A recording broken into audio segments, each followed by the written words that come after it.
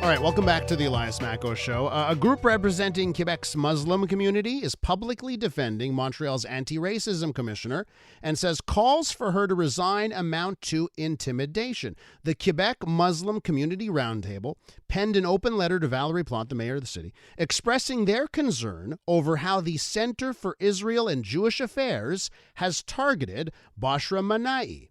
On Tuesday, CIJA called for her resignation, accused her of being silent about recent attacks on Jewish institutions, including shootings at 2 Jewish schools in Montreal. CIJA claiming her silence was problematic because she has been outspoken about her pro-Palestinian stances. Let's talk more now with the Center for Israel and Jewish Affairs. Vice President Ida Yudin joins us now on the line. Ida, welcome back to the show. Thank you for having me. So, listen, I want to know how you respond to these calls. You have a large collection of Muslim groups that are saying that what you're doing amounts to intimidation. How do you respond?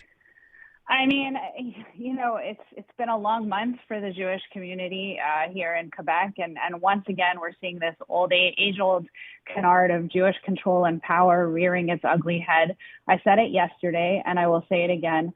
Leaders are tested in crisis. Quebec is in crisis. Its Jewish community is under attack. Considering her silence and when she chose to be silent and what she chose to speak out on, it's unrealistic to expect any employee, especially those who are Jewish at the City of Montreal, to ever have confidence in her ability to fulfill her duties. And that's what this is about.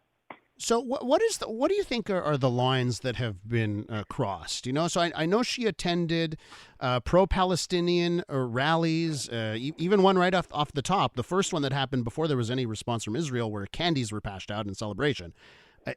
Is just going to any of these things, is that too much? What is the line in your opinion? Look, we're not talking about a private individual. We're not talking about someone anonymous. We're talking about someone with a position that deals specifically with the fight against racism, and who's expected to be there and show moral clarity and judgment to be able to help any minority under attack. Someone who chose to go to the rally on October 8th, where candies were handed out. And let's be clear, they were handed out in celebration of a massacre of innocent civilians, children, women raped, children taken hostages, babies beheaded and burned. And she didn't call it out. She didn't see a problem with that. So there we're looking at her judgment in that situation. There's been a long silence from her with historic levels of anti-Semitism in Montreal. We had 2 emergency press conferences, and the mayor herself has spoken out clearly and made clear her position on anti-Semitism in Montreal, and that will not be tolerated.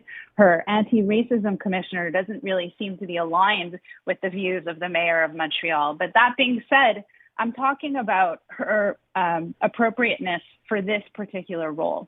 And in this role, people want to have someone to turn to that they can count on to feel safe and to support them. And I don't see how that is possible in this city with this person, given everything that's happened.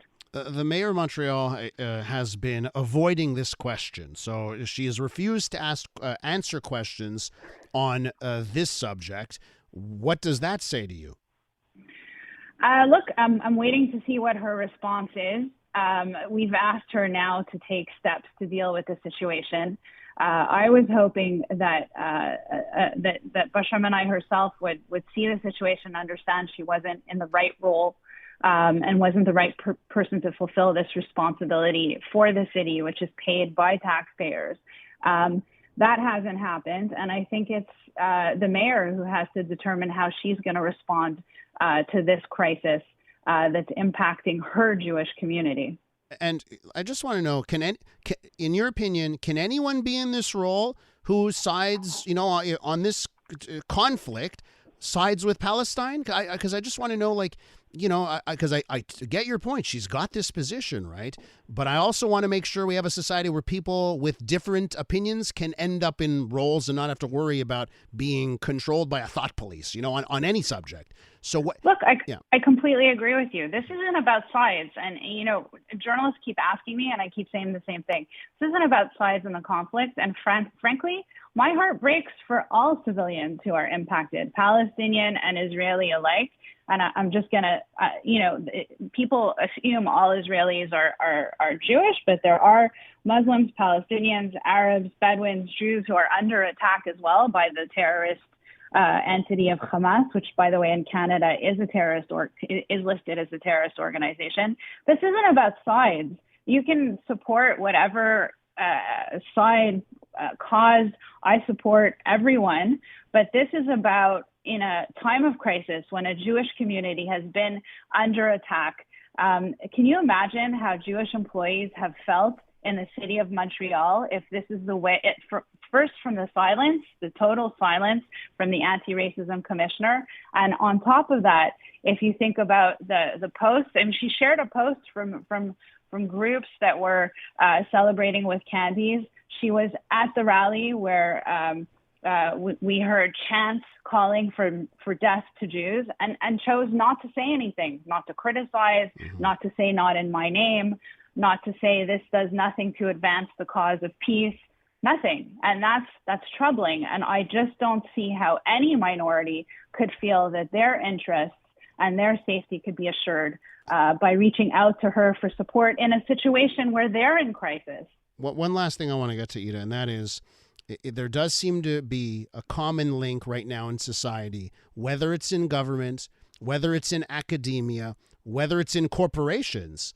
Those who are tasked with the role of anti-racism, there are a lot of links to the extreme left that don't view Jewish people as deserving as protection from anti-racism measures. Do you see those same links? I think there are more people who should be speaking out and calling out what's going on in our streets, because what's happening here is not the conflict that's thousands of miles away.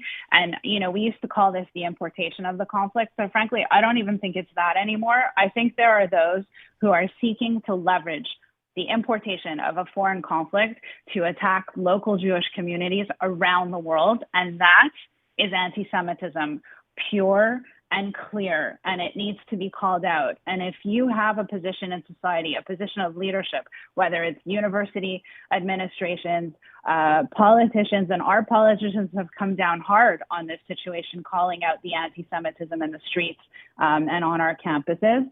But if you're in a position with the responsibility of fighting against racism, whether you're from the left or the right, and you can't see clearly the anti-Semitism that is happening in front of us, there is a serious problem, and a problem that is going to impact all of society. Anti-Semitism is not just a problem for the Jewish community.